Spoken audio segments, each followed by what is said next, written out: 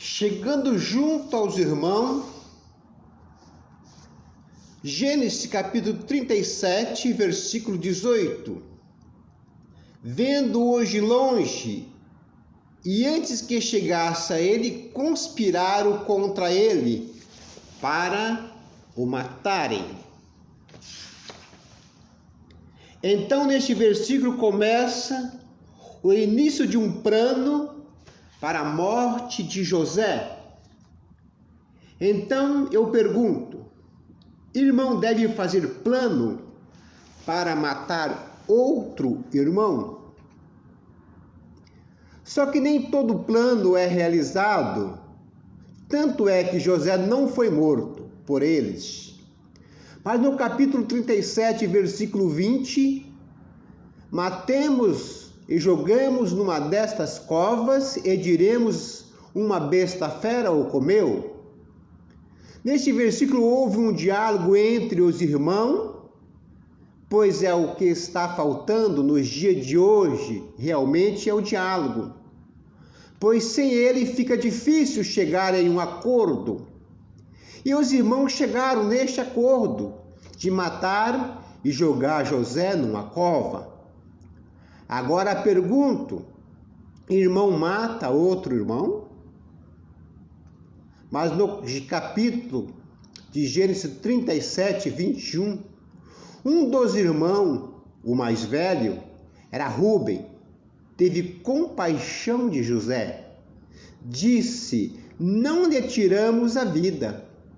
Uma atitude de amor de Rúben, seu irmão, livrando-o da morte, não permitir que matasse José.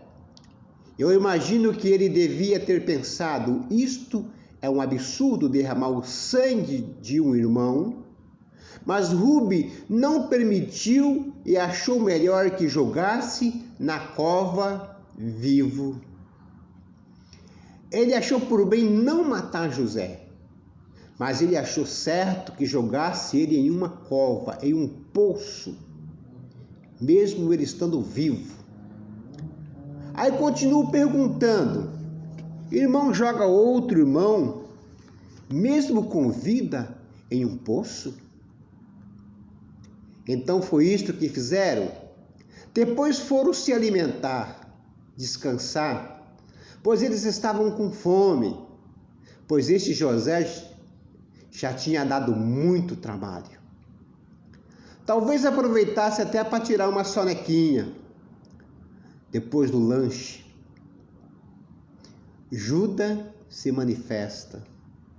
Teve uma ideia mais inteligente.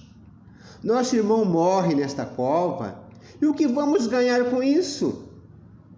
Então o tiramos da cova e vendemos aos israelitas. Todos concordaram.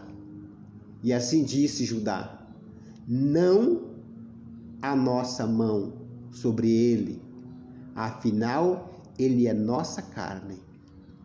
Então continuo perguntando sobre o plano de Judá.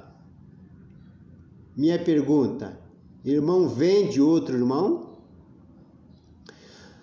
Como todos já conhecem a história, José foi vendido e tudo ficou resolvido. Receberam para melhorar as finanças 20 moedas de pratas. Talvez fosse um bom dinheiro, pois ele era somente o futuro governador do Egito. Talvez por isso não conseguiram vender mais caro. Mas eu vejo que o diabo é muito mau negociante. Porque mais tarde vendeu também o rei do universo por 30 moedas de prata. Olhando desta forma, até que José do Egito foi bem vendido. A Bíblia não relata o valor que ele foi comprado por Potifar, mas relata que ele foi vendido por 20 moedas de prata. Mas chegando ao Egito, mesmo como escravo, sofreu, sendo colocado nos calabouços, mesmo sem culpa, pois ele era fiel ao seu Senhor. Não vou comentar sobre isso, mas essa história é bem conhecida. Mas aos poucos Potifar começa a conhecer as virtudes do hebreu, o que até então ninguém tinha notado. No capítulo 39 de Gênesis, capítulo 39, versículo 48, põe José sobre a sua casa e entregou em suas mãos. Potifar fez isso. Colocou ele sobre a tua casa, sob o comando da tua casa. Tudo o que tinha e daí diante, tudo na sua casa, no campo, começou a mudar. Quando José foi apresentado a Faraó, interpretou o teu sonho, ali terminou a sua vida de escravo. No capítulo 4, versículo 40, Faraó põe José como governador do Egito. Tu estarás sobre a minha casa e por tua boca governará todo o meu povo. Ou seja, aquele que foi desprezado, jogado num poço pelos irmãos, hoje passa a ser governador do Egito, reconhecido por Faraó. Então José saiu de Canaã, do meio de sua família, para a terra distante, que é o Egito, e lá encontrou seus verdadeiros irmãos. Nem sempre aqueles que rodeiam é seu irmão. Até mesmo dentro da nossa própria família, muitas vezes não temos uma convivência de irmão. Mas aquela mercadoria que custou 20 moedas de prata, agora é governador do Egito. Aquele que foi vendido como escravo, hebreu, tinha um currículo, não era tão bom. Era suspeita de estuprador e agora recebe o privilégio de governar o Egito.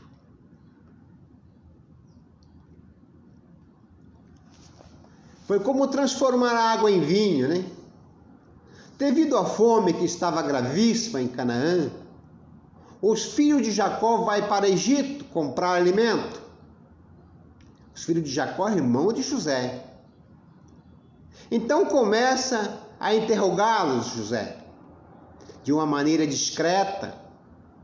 Isso está em Gênesis capítulo 43, versículo 16, parte B. José dá ordem, leva estes varões para casa, prepara tudo, porque estes varões comerão junto comigo.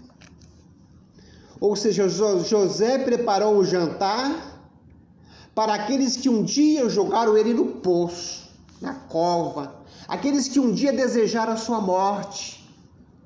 Veja a diferença que José trata aqueles que foi seu maior inimigo. José dá um tratamento de irmão verdadeiro. Ele tinha um exército à sua disposição, mas ele não olha para o poder da autoridade que tinha. Simplesmente ora para o seu coração e o amor falou mais alto. José se apresenta ao irmão. Ficaram todos assustados, pensando, e agora? O que será de nós? Com certeza ele lembrará tudo o que fizemos no passado.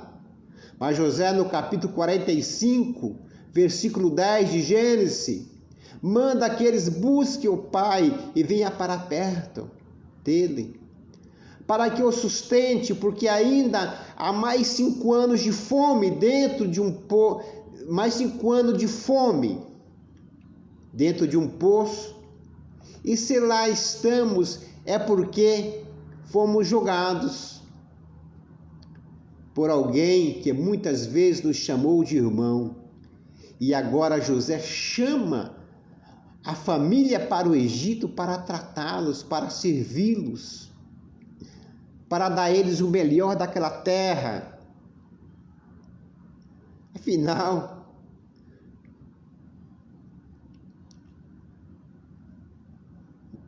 jogaram para fazer e tirar dele o desejo, né, os planos de Deus que tinha sobre a vida de José. Mas Deus não permite isso.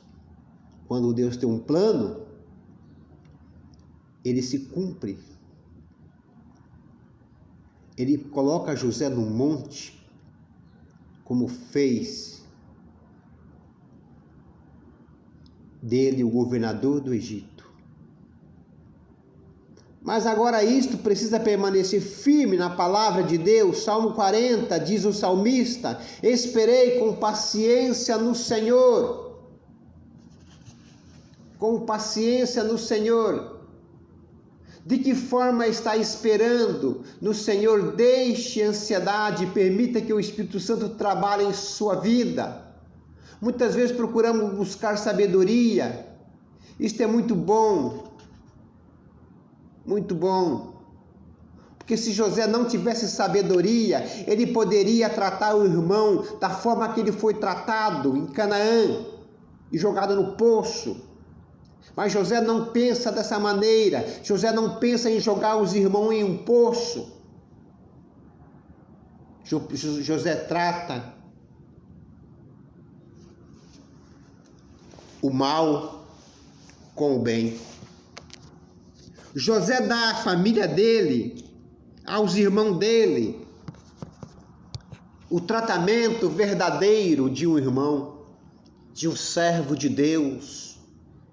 Então, Pai, eu te louvarei o teu nome, te exaltarei o Senhor, para que nós possamos aprender, Pai. Que nós possamos aprender com a história de José e não tratar os nossos irmãos como se fossem nossos inimigos, mas tratar os nossos irmãos, papai, como imagem e semelhança de Deus. Da forma que olhamos para o Senhor, papai, e declaramos o nosso amor, de forma que olhamos para o Senhor e declaramos, papai, a Ele devemos olhar para os nossos irmãos, com amor, com compaixão. Então, meu Pai, eu te louvarei nesse dia, eu te exaltarei nesse dia. E peço ao Senhor que venha trazer, papai, entre a igreja do Senhor, um relacionamento de irmão. Que venha trazer, papai, entre, papai, as famílias, papai, que muitas vezes estão divididas.